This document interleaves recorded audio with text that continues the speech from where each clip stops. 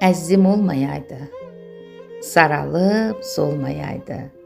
Bir ayrılıq, bir ölüm, heç biri olmayaydı.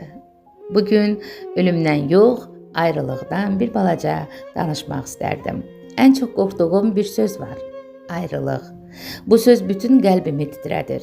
İstəmirəm insanların həyatında bu baş versin. Mənim fikrimcə iki cür ayrılıq var, acı və şirin. Yaxşı insanların, dostların ayrılığı çox çətin olur, əziyyət verir insana. Bu acı ayrılıqdır. Amma bir də var ki, sən özün elə insanlarla ünsiyyətdə olursan ki, qaçıb canını qurtarmaqdan başqa əlacın olmur.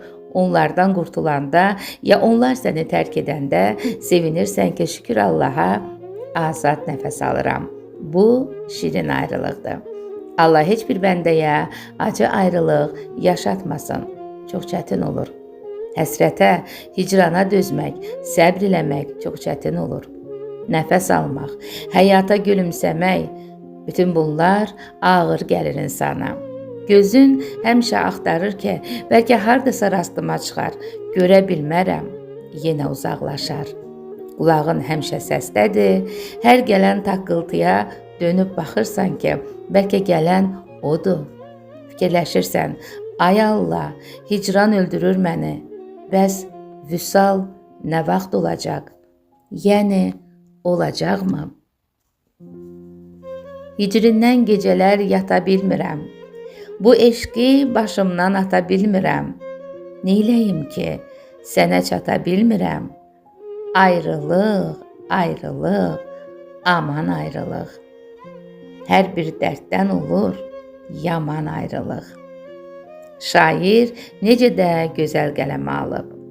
Ayrılıq məfhumu çox genişdir. Vətəndən ayrılmaq, ailəndən ayrılmaq, dostundan ayrılmaq, sevdiyindən ayrılmaq.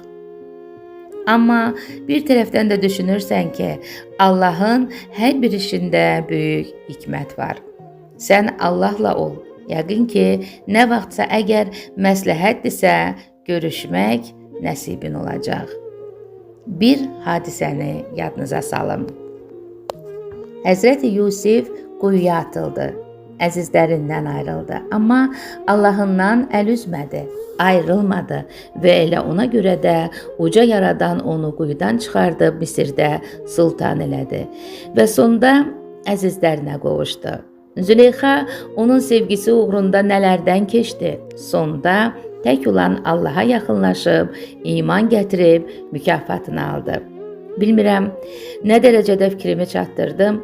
Yəni demək istəyirəm ki, həyatımızda baş verən ayrılıqlara səbirlə yanaşsaq, Allaha sıx bağlı olsaq, namazımızı vaxtı-vaxtında qılıb Allah dərgahından əl üzməsək, vüsalə yetə bilərik. Ay, günəş, gecə, gündüz. Bunlar dünya var olduqca bir-birlərinə qovuşmayacaqlar. Tanrı bizi bu cür ayrılıqlarla cəzalandırmasın. Pərvanə Şama qovuşmayaraq eşqinin yolunda məhv olub gedir. Bunu da yaşamayaq. Gəmi həsrətində olan limana sonda yan alıb qovuşan kimi sizə də həsrətində olduqlarınızla tezliklə qovuşmağı arzu edirəm.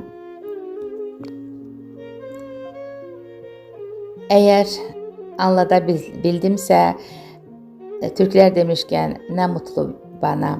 Həyatımızda acı ayrılıqlardan uzaq olmaq diləyi ilə hər günümüz vüsalla açılsın və hər günümüz xeyirli olsun deyirəm.